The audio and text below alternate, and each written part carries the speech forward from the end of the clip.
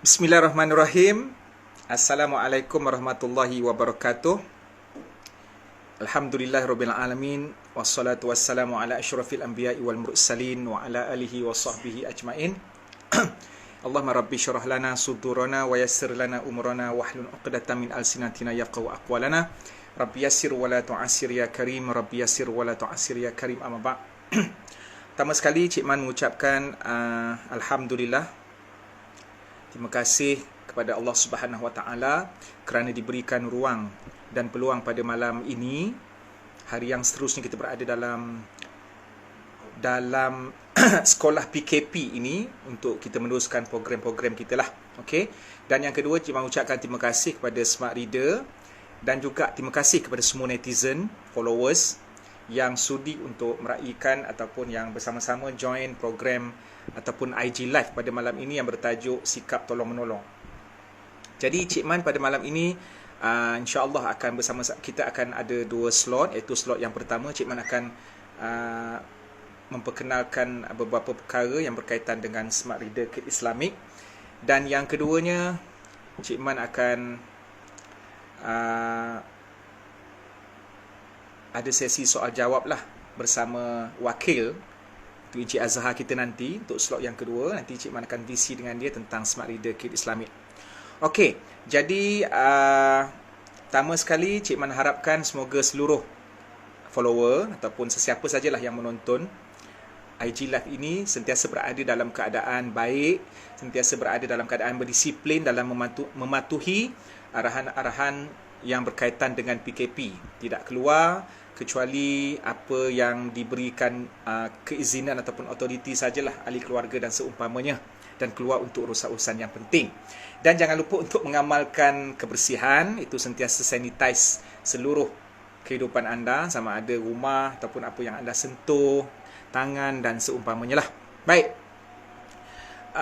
kita mengharapkan selaku rakyat Malaysia lah, sama ada dari semua peringkat, mengharapkan semoga PKP ini akan diangkat tidak lama lagi. Itu akan ditamatkan berdasarkan beberapa perkara, iaitu berdasarkan disiplin kita, berdasarkan hasil daripada pengorbanan frontliners, iaitu daripada petugas kesihatan yang diketuai oleh Datuk Nur Hisham selaku Ketua Pengarah Kesihatan Malaysia, dan juga frontliner yang lain seperti anggota tentera, anggota keselamatan, tentera dan juga polis, serta frontliners yang tidak mungkin yang kita tidak sempat untuk sebutkan, macam yang delivery, service delivery, food delivery semua tu, kemudian yang kerja dekat supermarket, shopping apa semua tu untuk kita beli-beli barang, stesen minyak, pos laju dan seumpamanya. Itu adalah orang-orang yang berkorban untuk memudahkan kehidupan kita, dan kita cuma hanya dituntut untuk duduk di rumah sahaja. Okey.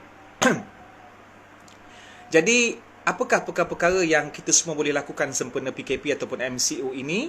Itulah yang Cik Man sebutkan tadilah. Okey hari ini Cik Man nak kongsi satu topik tentang yang berkaitan dengan Smart Reader Kit Islamik, iaitu Cik Man nak sebut satu benda. Ada satu orang kata, bukan kempen tapi maknanya ada satu yang dipanggil OCOH ataupun satu anak satu harapan is gift of learning. Yang ini merupakan satu hadiah ataupun satu beasiswa pembelajaran nilai murni yang dilakukan oleh Smart Reader. Ini adalah tajaan daripada Smart Reader Worldwide, sebagaimana Cik Man sebagai duta Smart Reader Islamic Kit Islamik. Okey, jadi beasiswa pendidikan ini, beasiswa pendidikan yang diperkenalkan oleh Smart Reader ini, satu anak satu harapan, kita panggil beasiswa pendidikan satu anak satu harapan, ataupun nama pendek dia OCHO. Dia adalah tu dia punya dalam bahasa Inggeris dia. Adalah program pertama. Beasiswa ini merupakan satu program pertama seumpamanya yang diasaskan dengan tujuan untuk memastikan kita boleh ataupun memastikan akses sama ada kepada pendidikan awal kanak-kanak yang berkualiti. Akses yang sama kepada pendidikan awal kanak-kanak yang berkualiti. Jadi tahun-tahun awal kehidupan kanak-kanak itu adalah yang paling penting. Maknanya usia anak-anak di awal kehidupan, umur dia daripada 1 tahun sampai 7 tahun tu adalah tempoh ataupun level usia yang sangat penting. Sebab tu Nabi sebut dalam satu hadis, muru auladakum bis salah wa hum abna'u sab'in wadribuhum 'alaha wa hum asyarah.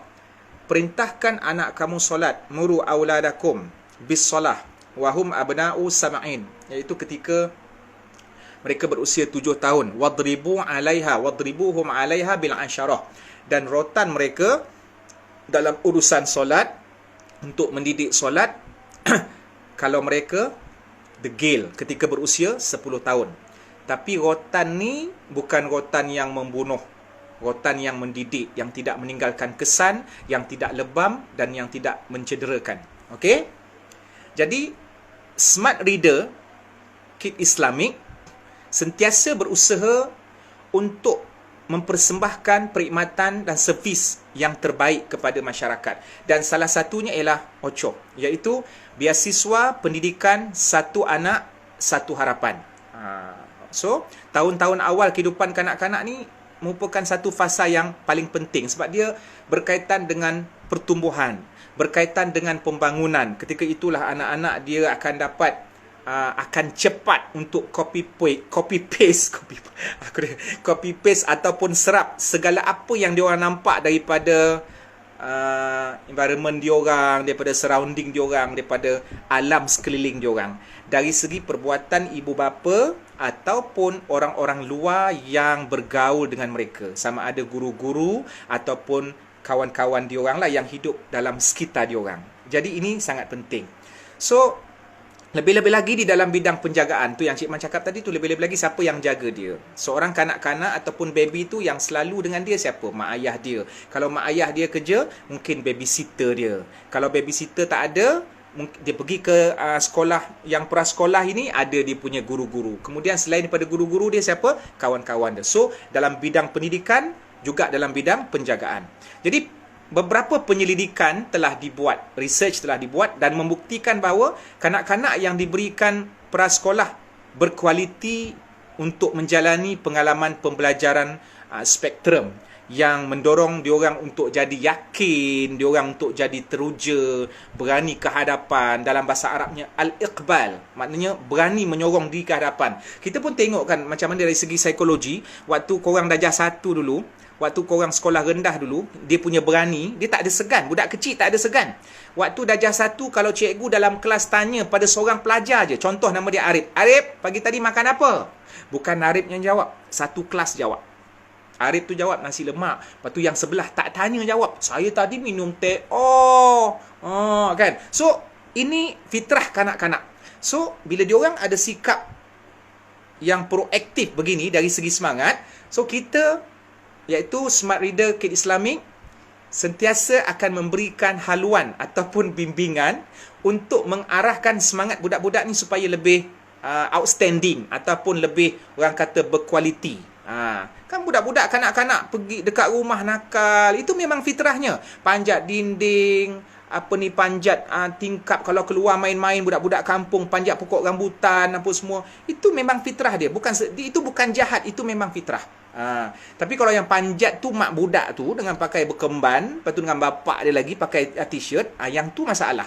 Tapi kalau kanak-kanak nakal di masjid, nakal di surau, orang tengah semayang dia berlari-lari dekat rumah, bila pergi beraya jatuhkan pasu tuan rumah dan seumpamanya, itu adalah normal bagi kehidupan kanak-kanak. Alright? Baik.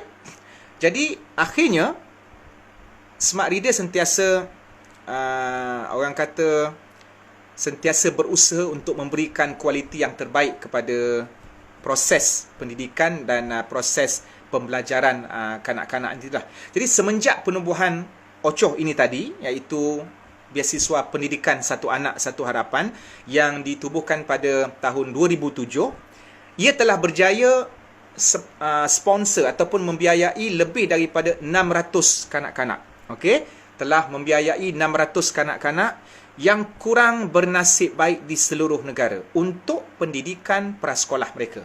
Jadi OCHO ni tadi yang ditaja ataupun yang diperkenalkan oleh Smart Reader telah berjaya membantu ataupun membiayai seramai 600 orang kanak-kanak yang kurang bernasib baik di seluruh Malaysia.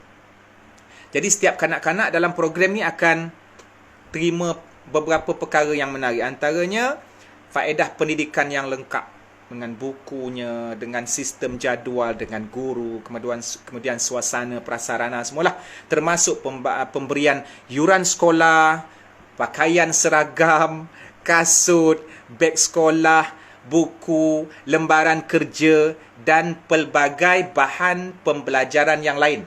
Jadi lebih kurang 2,500,000 beasiswa telah diedarkan di seluruh negara dan melalui pelbagai pertubuhan kebajikan seperti Yayasan Kesultanan Darul Naim, iaitu Yayasan Tuanku Said Putra, dan Yayasan Diraja Sultan Mizan. Yang ni antara yang turut sama memberikan kerjasama. Baik, dan selain daripada itu, beasiswa ini juga telah mendapat sokongan besar dari Duli Yang Teramat Mulia Raja Raja Perlis Tuanku Said Faizuddin, putra ibnu Tuanku Said Sirajuddin Jamalulailah, yang juga merupakan pengerusi Yayasan Tuanku Said Putra. So, sama-samalah kita semua netizen mungkin boleh panjang-panjangkan kepada yang lain yang tidak tengok ataupun menyaksikan live ini, perkenalkan mereka tentang Smart Reader dan juga perkenalkan mereka tentang OCHO, iaitu Beasiswa Pendidikan Satu Anak Satu Harapan, mana perkara ini telah pun ada sistemnya, telah sistematik dan telah beberapa tahun berjaya untuk membantu ratusan kanak-kanak untuk memasuki alam prasekolah bagi mereka yang kurang bernasib baik. Kerana pendidikan adalah fundamental. Pendidikan adalah satu perkara yang asas, yang esensial kepada seluruh umat Islam. Sebagaimana Allah sebut dalam Quran, A'udzubillahi minasyaitonirrajim, Qul hal yastawil ladina ya'lamuna wal ladina la ya'lamun. Katakanlah, sama tak orang yang berilmu itu dengan orang.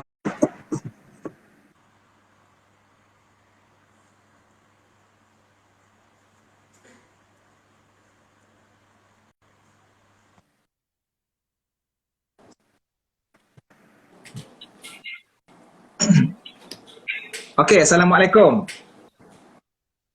Waalaikumsalam, Cik Okey. Man. Assalamualaikum, sihat. Sihat, Alhamdulillah. Alhamdulillah, Cik Man sekarang ni bersama Azhar. Alhamdulillah. Bersama Encik Azhar, salah seorang daripada warga kerja ataupun wakil daripada Smart Reader Islamic, dan insyaAllah kita masuk slot kedua untuk sesi soal jawab lah. Mungkin ada soalan-soalan yang akan dimoderatorkan oleh Encik Azhar. Silakan. Okey, dan terima kasih atas penerangan berkenaan dengan OCHO, One Child, One Hope, Satu Anak, Satu Harapan, kepada telah diwar-warkan kepada semua follower Cik Man sendiri. So, untuk meneruskan slot yang kedua ni, kita teruskan, mungkin saya nak tanya berkenaan dengan banyak soalan kepada Cik Man, yang mana tolong menolong, kita masukkan dalam, fokuskan pada topik kita hari ini, iaitu tolong menolong. Tolong menolong ni sebenarnya wajib tak, Cik Man? Sebenarnya dalam Quran, adakah dia ni sebagai fardu kifayah ke atau dalam Al-Quran Allah ada sebut a'udzubillahi minasyaitonirrajim wa ta'awanu 'alal birri wat taqwa wa la ta'awanu 'alal itsmi wal 'udwan. Tolong menolonglah kamu dalam urusan kebaikan, dalam urusan kebajikan dan urusan takwa, dan janganlah kamu tolong menolong dalam urusan dosa dan juga permusuhan. Jadi di situ ada kata kerja perintah yang menyuruh kita untuk tolong menolong lah. Cuma peringkat kita nak tolong menolong itu ada beberapa peringkat. Ada yang wajib dan perlu kita tolong. Contohnya kita sendiri wajib membantu ahli keluarga kita yang berada di bawah lingkungan kita, yang berada di bawah nafkah kita, yang berada di bawah tanggungan kita. Dan ya, peringkat sunatnya ialah kita tolong menolong orang lain yang tak ada kena-mengena, tapi atas dasar ihsan. Dan ini merupakan salah satu daripada sunnah yang diperkenalkan Islam, yang diperkenalkan oleh Rasulullah SAW, dan kita pun tahu bagaimana kehidupan baginda yang mungkin nanti kita akan kongsikan.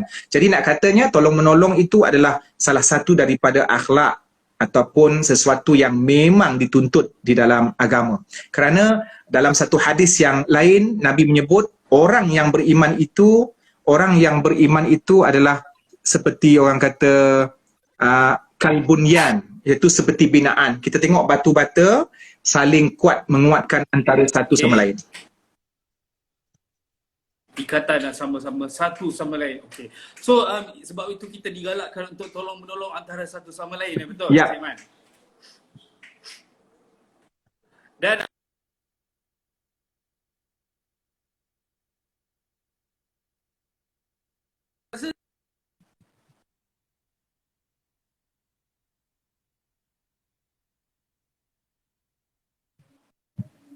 Aha.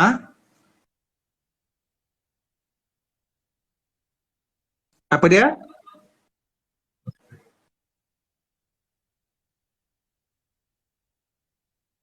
Ada masalah lain ya?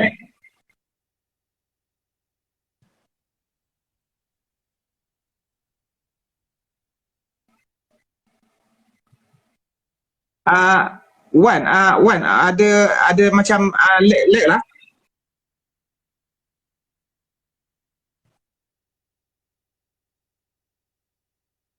Okay, Wan, line signal.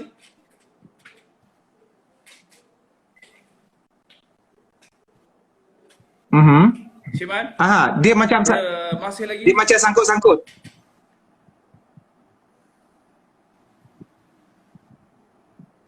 Dia macam sangkut-sangkut.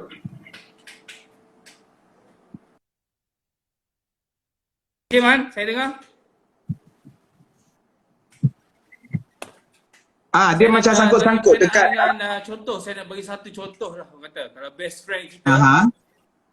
hello, Okey. minta Ya tolong, ya. minta tolong kita buat benda yang saya tak apa, tak pasti, tak buat benda yang tak elok contohnya. Kalau contoh dia nak pergi. Okey. Okey, menolong sesuatu perkara yang tidak bagus sebenarnya dilarang di dalam Islam lah. Merujuk kepada dalil daripada Quran itu wala ta'awanu 'alal itsmi wal 'udwan. Mhm. So, dia nak cover line lah, cover line.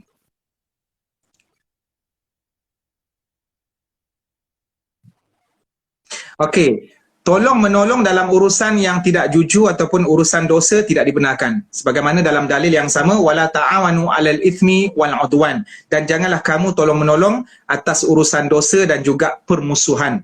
Jadi kalau ada seorang tu, contoh dalam soalan yang Cik Azhar bagi tadi tu, dia cakap dengan mak dia nak pergi ke kelas, and then dia minta tolong kawan dia supaya bagi tahu mak dia yang sebenarnya dia nak pergi kelas tapi sebenarnya dia nak pergi tempat lain.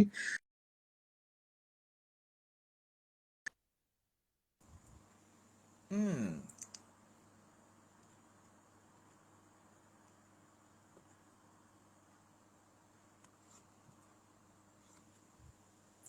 Okey.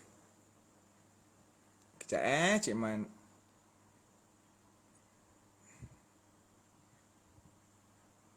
Cik Man tunggu daripada Encik Azhar tadi.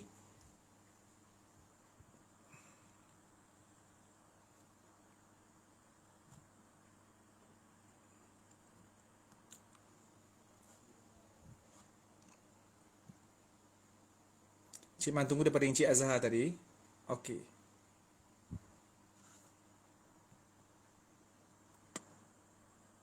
Hijau kat rambut.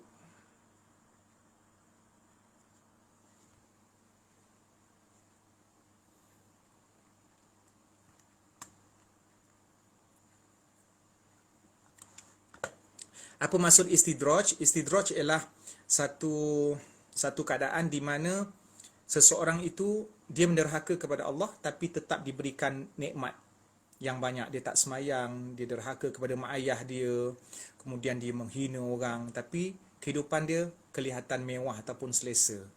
Maka nikmat yang diberikan itu sebenarnya cara untuk menyesatkan dia lagi, akan mengheret dia ke arah yang lebih teruk kalau dia tak sedar dirilah. Okey, Cik Man invite tak ada Encik Azhar daripada Smart Reader tadi.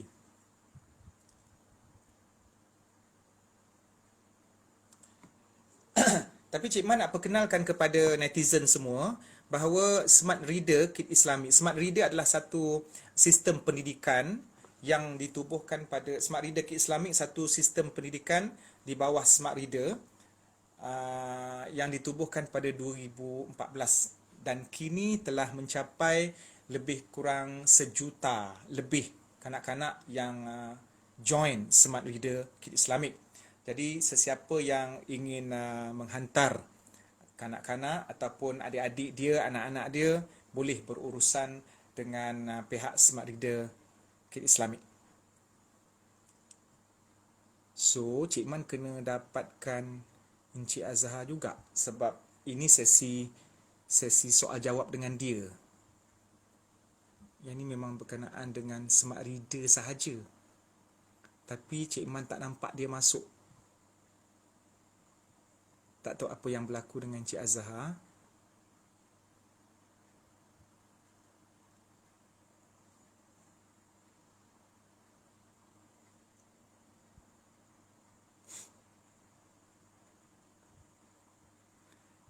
Cik Man tak nampak pun Cik Azhar. Yang Cik Man Dr. Zakrul aja kat situ. Cik Man nak Dr. Zakrul.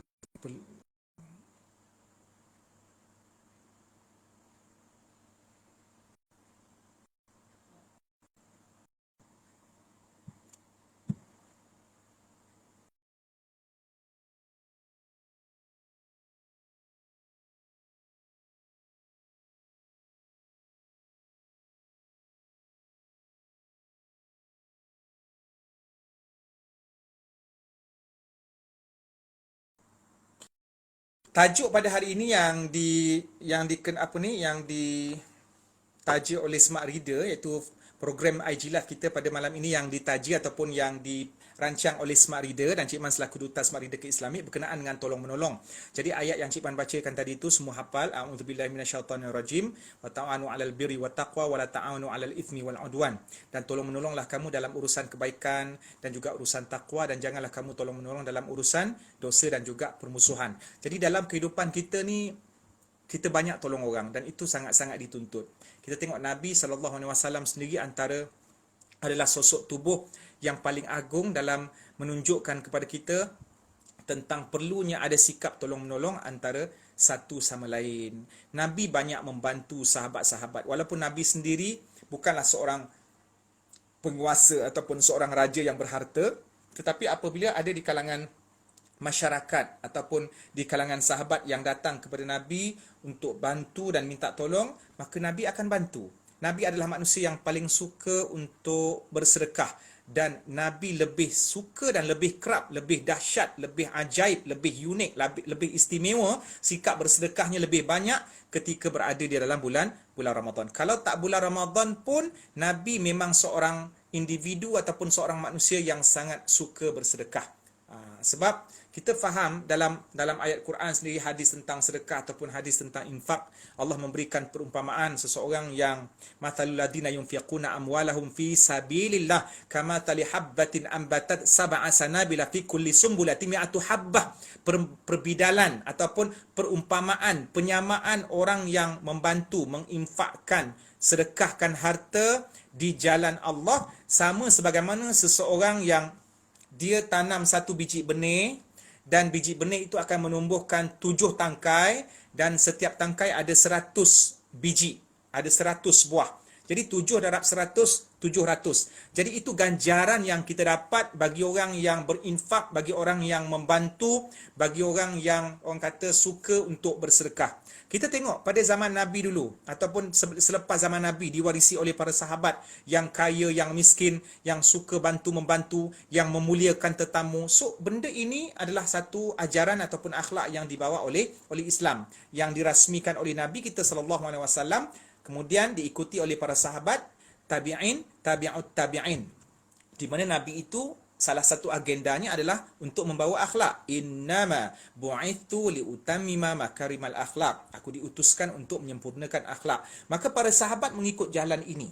Apabila Nabi wafat, yang tinggal Abu Bakar As-Siddiq meneruskan legasi Nabi sebagai seorang khalifah, banyak menyelesaikan masalah-masalah umat Islam, dan dia berdepan dengan ujian-ujian ataupun cabaran-cabaran, manusia kembali murtad, kemudian ada yang menafikan kewajipan zakat, tapi Abu Bakar tetap kental memerangi itu semua untuk mengembalikan agama sebagaimana yang pernah dibawa oleh Rasulullah sallallahu alaihi wasallam. Kemudian zaman Saidina Umar. Cuma Cik Man nak kongsi salah satu daripada sikap membantu ataupun memudahkan kesusahan, melonggarkan kesempitan hidup orang lain, iaitu satu sikap yang ditunjukkan oleh Sayyidina Uthman Affan radhiyallahu anhu, sahabat yang ranking ketiga ataupun khalifah Islam yang ketiga, di mana Sayyidina Osman telah berkorban membeli satu perigi ataupun telaga, di mana telaga itu asalnya dimiliki oleh orang Yahudi. Di Madinah ada satu telaga yang dimiliki oleh orang Yahudi. Yahudi ni setengah ni kita faham sikap dia macam mana, cekik darah. Jadi siapa nak ambil air daripada telaga tu kena bayar. Siapa nak ambil air daripada telaga tu kena bayar. Nama telaga ni ataupun perigi ni telaga rumah ataupun Ruqmah, tu bahasa Arab. Telaga Ar-Rumah. Okey? Dimiliki oleh Yahudi. Maka Yahudi mengenakan bayaran. Umat Islam ataupun sesiapa yang nak ambil air, satu gayung, sekian-sekian harga. So, apabila Saidina Osman melihat ini, maka Saidina Osman memikirkan satu idea bagaimana nak melepaskan umat Islam daripada ditindas ataupun daripada membayar harga air tersebut. Air merupakan satu bahan asas. Sebenarnya telaga, sebenarnya tak payah bayar pun tak apa kan, sebab air itu sentiasa ada. Tapi Yahudi ni dia bisneskan air telaga tersebut. Maka Saidina Osman pun jumpa telaga tu, dia pun kautim, dia nak beli telaga tu. Yahudi tu tak bagi pada mulanya. Cuma Yahudi tu bagi gele-gele, separuh-separuh je. Hari ni aku punya, besok engkau guna. Hari ni, apa tu, lusa giliran aku dan tulat giliran kau. Maka Saidina Osman tidak memiliki telaga itu persendirian secara keseluruhan. Cuma ada waktu-waktu gele-gele antara dia dengan Yahudi itu dari segi pemilikan. Maka Saidina Osman membayar 12,000 dirham. 12,000 dirham. Tapi belum lagi pemilikan orang kata sempurna. Masih lagi dia berkongsi milik dengan Yahudi.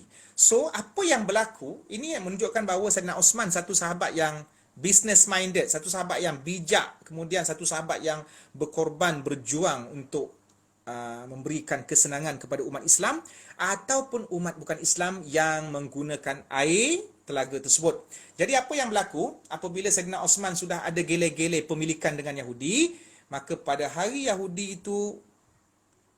giliran Yahudi itu memiliki telaga tersebut, tak ada siapa yang beli. Pada hari Saidina Osman memiliki giliran, ambil giliran dia punya turn untuk memiliki telaga tu, maka pada hari itu umat Islam ambil air lebih. Ambil dua gayung ataupun dua timba, dua baldi. Sebab apa ambil dua? Sebab apa ambil lebih? Sebab nanti besok giliran Yahudi. Masa giliran Yahudi nanti kena bayar. Jadi hari ini free. So alang-alang free, ambil lebih. Akhirnya nanti masa giliran Yahudi tak payah datang. Jadi apa yang berlaku? Kebijaksanaan Saidina Osman ini, pada hari giliran dia air free, maka orang yang datang ambil lebih untuk besok sekali. Maka pada hari esok giliran Yahudi, tak ada siapa yang datang. Sampaikan Yahudi itu merasa rugi.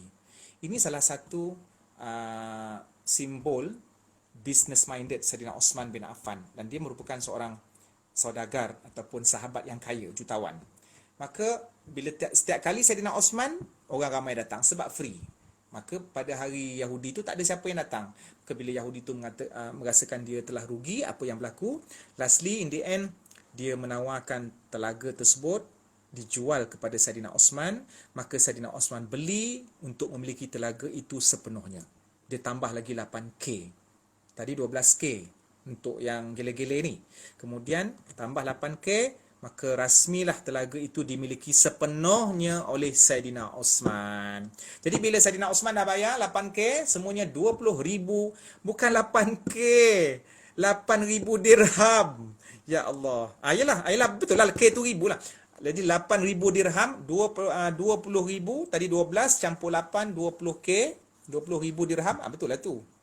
Aku menafikan kebetulan aku.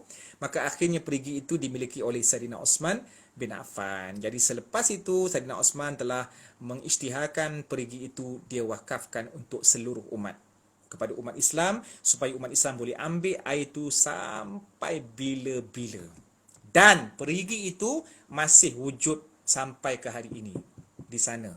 Lebih kurang lebih kurang beberapa kilometer daripada Masjid Qiblatain, dan diuruskan oleh Kementerian Arab Saudi lah, kementerian sana di Arab. Itulah salah satu daripada contoh pengorbanan ataupun sikap membantunya Saidina Osman untuk menghapuskan bebanan yang dihadapi oleh umat Islam ataupun masyarakat-masyarakat yang lain dalam soal untuk mengambil air di perigi yang asalnya berbayar, tetapi apabila Saidina Osman membeli dan memiliki keseluruhannya, dia telah mewakafkan. Dan harta yang berbentuk wakaf ini memang besar ganjarannya di sisi Allah. Kita hafal hadis, idza mata banu Adam inqata amaluhu illa min thalath. Apabila anak Adam itu mati, terputuslah semua amalan kecuali 3. Okey. Yang pertama, Sadaqatin jariyatin.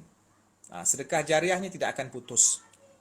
Sebab tu bila engkau orang sedekahkan sesuatu ataupun wakafkan sesuatu, benda yang kekal, contohnya sedekah sejadah dekat masjid. Bila lepas kita mati, engkau orang mati, Cik Man mati, maka sejadah itu masih lagi diguna pakai oleh orang-orang generasi seterusnya. Mungkin sejadah kita dipakai berpuluh-puluh tahun, mungkin beratus-ratus tahun. Kita dah mati dah. Maka hasil daripada sedekah sejadah kita tu, pahalanya yang digunakan orang akan terus top up kepada si mati, kepada orang yang sedekah tadi. So buatlah sesuatu yang boleh bermanfaat. Mungkin dalam contoh Saidina Osman tadi boleh buat apa? Boleh buat perigi ke ataupun apa-apa, korang beli satu bangunan, Cik Man ada satu bangunan, and then kita wakafkan bangunan tersebut diguna pakai untuk urusan-urusan kebajikan urusan masyarakat. Selagi ada bangunan itu, maka selagi itulah pahala akan ditop up kepada orang yang mati. Ini contoh sahabat agung yang mengamalkan prinsip ataupun akhlak yang telah ditunjukkan oleh Nabi SAW. Dan ramai lagi. Di antaranya Talhah yang telah menginfakkan ataupun yang telah sedekahkan kebunnya kepada Nabi SAW, kemudian diwakafkan kepada umat Islam seluruhnya. Kebun dia bereka-eka. Minta pendapat Nabi SAW. Bagaimana ni? Apa yang nak dibuat dengan kebun ini? Maka Nabi mencadangkan wakaf, maka sahabat agung tersebut mewakafkan tanah tersebut kepada umat Islam. Saidina Umar dapat tanah di Khaybar.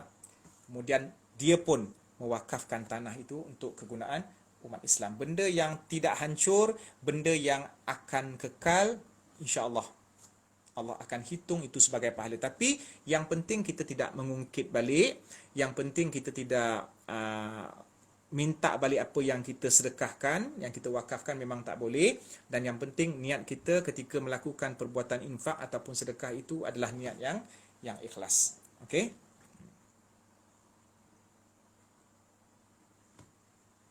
Okey, Cik Man baru dapat akses ke Encik Azhar.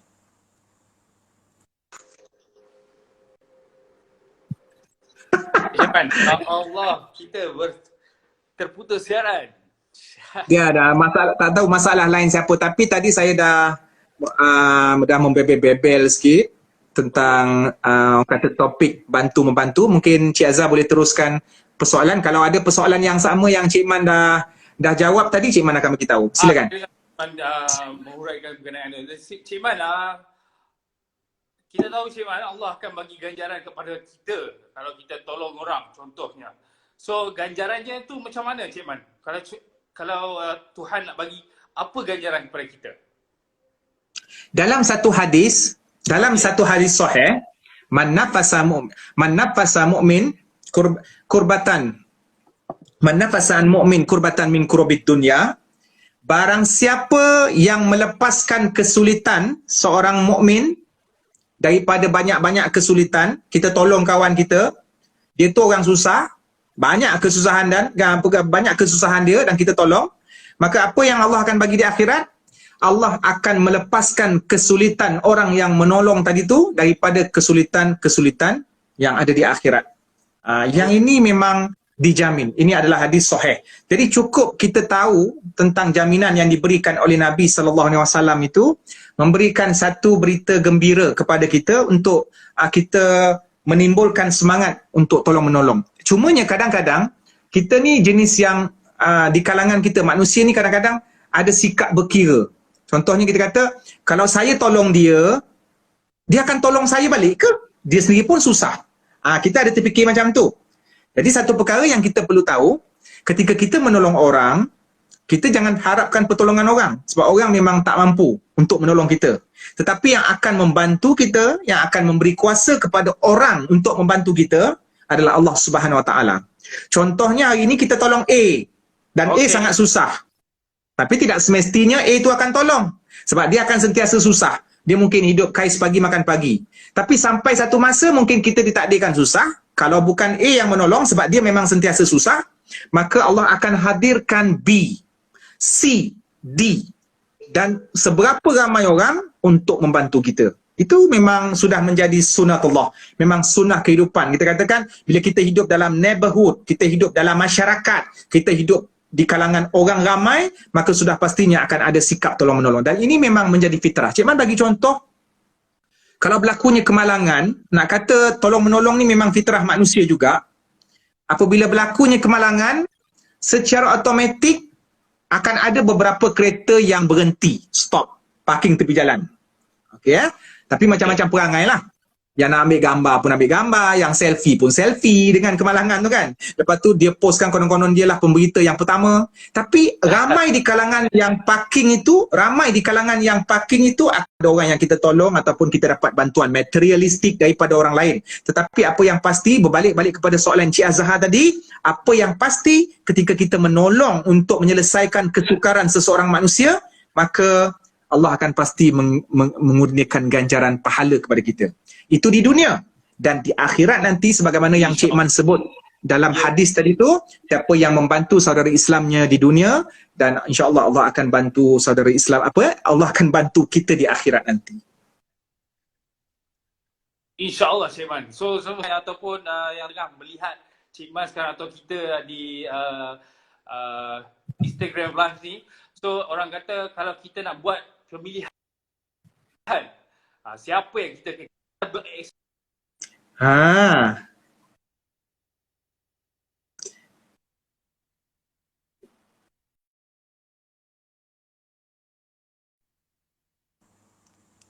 Lain bermasalah lagi. Okey.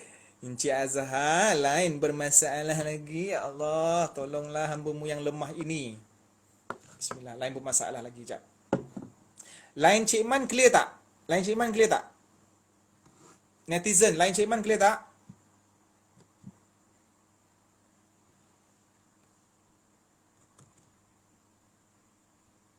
Line Cik Man clear tak?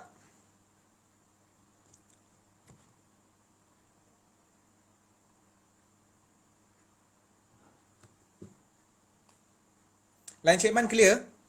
Okey. Kita cuba invite Encik Azhar. Sebab soalan-soalan semua dekat dia.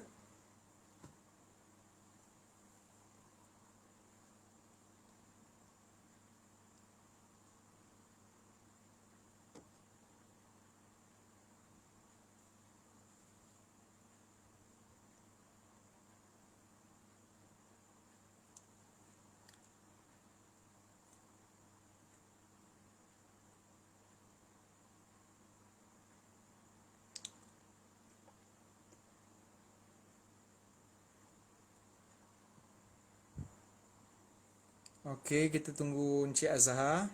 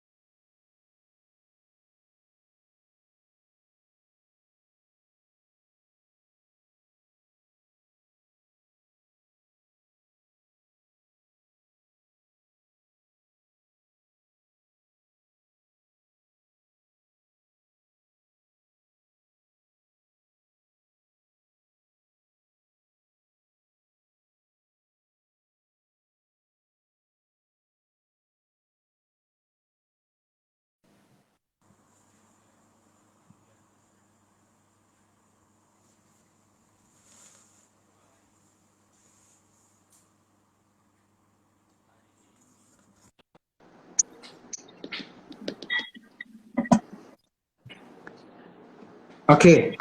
Iman, Ya. sambung berkenaan dengan tadi, bagaimana kita nak tolong jiran tetangga, terutamanya waktu PKP yang kita tengah laksanakan di rumah ni. So apakah Okey, kalau kita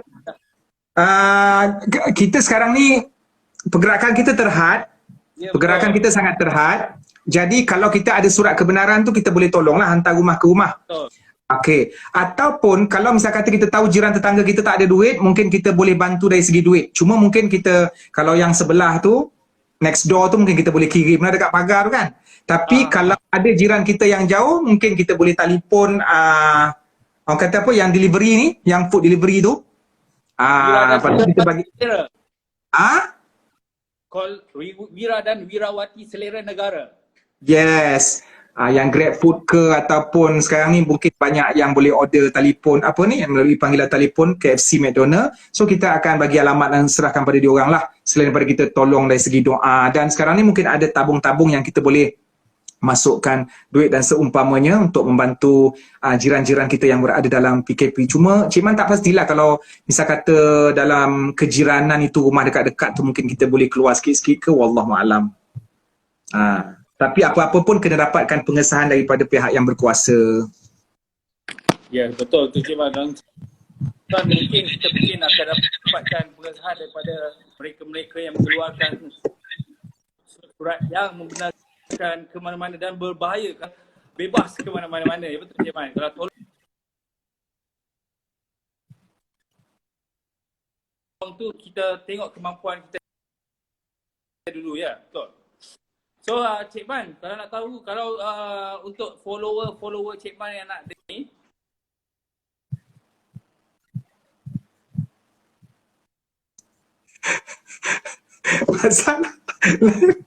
Masak boleh. Kejap. Cik. Okey. Cik Man kena kick, tapi Cik Man ada persoalan-persoalan yang mungkin Cik Man akan sambung terus. Mungkin Cik Man ada persoalan. Mungkin ada yang bertanya kepada Cik Man, berapakah cawangan smart reader di seluruh Malaysia? Kita ada lebih kurang 300 cawangan smart reader prasekolah, iaitu satu sistem prasekolah sistematik smart reader di seluruh Malaysia. Ada 100 cawangan lah. Dan kepada netizen ataupun followers ataupun sesiapa saja, terutamanya golongan ibu bapa yang berfikir untuk mengenali smart reader nak hantar ke prasekolah mana, maka kalau nak mengetahui maklumat lanjut tentang smart reader ni, maka boleh layari website smart reader, www.smartreader.edu.my. Cik Man ulang balik, www.smartreader.edu.my, ataupun boleh follow IG SRK Islamic. SRK tu stand for Smart Reader Kit Islamic.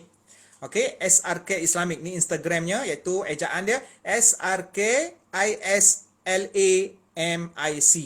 Cik Man ulang balik, IG Smart Reader Kit Islamic, iaitu SRKISLAMIC. Okey. Kemudian mungkin Cik Man, okey, kemudian kalau yang tanya nombor telefon, maka Cik Man akan kongsikan nombor telefon kepada ibu bapa yang nak tanya sebarang soalan mengenai Smart Reader Kids Islamic, iaitu boleh WhatsApp di nombor ini 017 391 4407. Cik Man ulang balik nombor telefon Smart Reader Kids Islamic 017 391 4407. Jadi mungkin ada persoalan daripada ibu bapa yang bertanyakan tentang masa PKP ni pembelajaran macam mana? Okey, pembelajaran tetap berjalan, ya. Masa PKP ni masih kena teruskan. Jadi anak-anak smart reader boleh belajar secara online, dan mereka pun belajar secara online diuruskan oleh pihak pentadbiran Smart Reader Kit Islamic, iaitu e-classroom learning. Setiap hari Isnin sampai Jumaat ada e-classroom learning untuk Smart Reader Kit Islamic, iaitu setiap hari Isnin sampai Jumaat. Sabtu dan Ahad ada disediakan homework.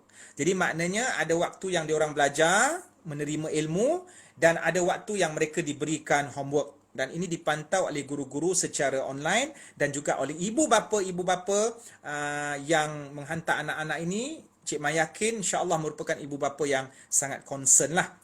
Okey. Jadi kat rumah tu nak tergolek macam mana pun dengan mak ayah dia tak ada masalah. Atas katil, dekat sofa berenang, kemudian mungkin dekat ruang tamu ke dekat beranda luar tu dalam keadaan PKP ni mungkin dari satu sudutnya selesa sebab ada mak ayah, guru-guru pun pantau dengan ikhlas room learning ini. Okey. Jadi ini antara info-info yang Cik Man kongsikan, iaitu nombor WhatsApp tadi. Cik Man ulang balik 017-391-4407 ini untuk mengetahui lebih lanjut tentang butiran-butiran Smart Reader Kit Islamic, dan ataupun follow IG SRK Islamic, ataupun boleh layari laman web www.smartreader.edu.my. InsyaAllah.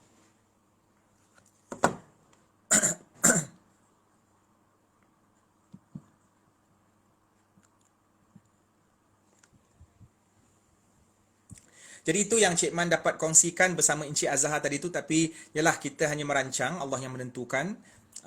Lain tak berapa nak betul, mungkin tak tahu lain daripada masalah daripada Cik Man ataupun Encik Azhar, sebab bila masuk tadi Encik Azhar akan lag, kemudian suara dia tak dengar. So Cik Man dah mendahuluilah untuk memberikan beberapa maklumat yang berkaitan dengan Smart Reader Kit Islamic. Jadi insya-Allah semoga Cik Man dan semua netizen mengambil iktibar dari perkongsian kita pada malam ini, iaitu tajuknya berkenaan dengan tolong menolong. Adik-adik semua, tolong ni setakat mana yang kita bantu. Bukanlah maksudnya kita kena tolong orang tu kena bagi dia 1 juta ataupun kena buat rumah untuk dia. Tapi tolong ini yang paling penting setakat mana yang kita bantulah. Walaupun RM1, tapi itu nisbah kemudahan yang kita ada. Kita tak boleh judge orang yang sedekah RM1 tu tak nak menolong. Sebab mungkin hari tu dia ada RM2. Jadi RM1 tu dia dah bagi separuh daripada harta dia. Kalau seseorang tu ada 1 juta dia bagi RM1, mungkin kita katakan tak patut ada 1 juta bagi RM1. So nisbah RM1 orang yang ada 1 juta dengan nisbah RM1 orang yang ada RM1, maka orang yang paling besar pengorbanannya adalah orang yang ada RM2 itu, ya. A ada 1 juta, B ada RM2. A ni walaupun ada 1 juta, dia sedekah RM1. Padahal duit dia yang lain tu dia tak guna pun. Itu duit lebih. Tak ada guna apa-apa pun. Tak ada komitmen apa-apa. Yang B ada RM2. Dia sedekah RM1. Padahal dia perlukan benda tu. Maka RM1 ini bagi B, nisbahkan dengan yang A tu, seperti 500k. Jadi pengorbanan yang besar daripada B berdasarkan nisbah keseluruhan harta. Bukan kita tengok dari segi zahir yang duit yang A tu sedekah RM1. Bahkan kalau misal kata A yang ada 1 juta tu sedekah RM10, B yang ada RM2 sedekah RM1, maka RM1 itu lebih besar nilainya di sisi Allah. Lebih besar dia punya impak pengorbanannya daripada B berbanding yang A. So benda-benda yang macam itulah yang kita kena ambil pusing. Kalau kita tak dapat tolong dari segi, tak dapat sedekah dari segi wang RM1, maka kita sedekah dari segi tenaga, bantuan-bantuan, kan? Tolong orang angkat barang, tolong orang masukkan barang dalam kereta, kemudian tolong papah orang pergi masuk dalam kereta dia, pergi ke hospital dan seumpamanya. Ataupun kita tak tolong apa-apa pun dari segi fizikal, kita tolong tengokkan jiran kita pergi musafir ataupun balik kampung, jiran kita kata tolong tengokkan rumah, dia pun tengokkan rumah. Maksud tengokkan rumah tu dari segi keselamatan lah. Bukanlah maksudnya bila perompak datang nak merompak tu kata, kenapa tengok aja, kata suruh tengok aja tak suruh tolong. Dia maksudnya tolong tengokkan tu, kalau ada apa-apa berlaku maka kita kena bertindak sesuai dengan situasi tersebut. Okey? Jadi Cik Man rasa cukup setakat itu yang Cik Man dapat kongsikan. Cik Man mohon ampun dan maaf sekiranya ada kekurangan. Sememangnya ada banyak kekurangan.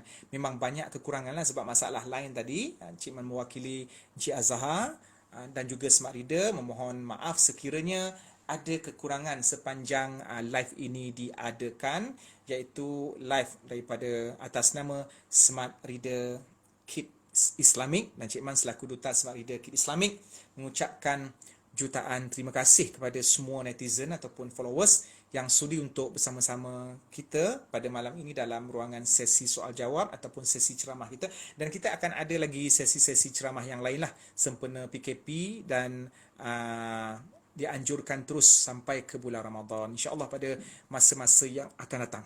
Okey. Jadi sekali lagi Cik Man ucapkan terima kasih banyak-banyak dan mohon maaf. InsyaAllah lepas ni kalau ada Cik Man ada live tu tengok bergantung kepada tenaga lah. Aqulu qawli hadha wa astaghfirullah li wa lakum. Wassalamualaikum warahmatullahi wabarakatuh.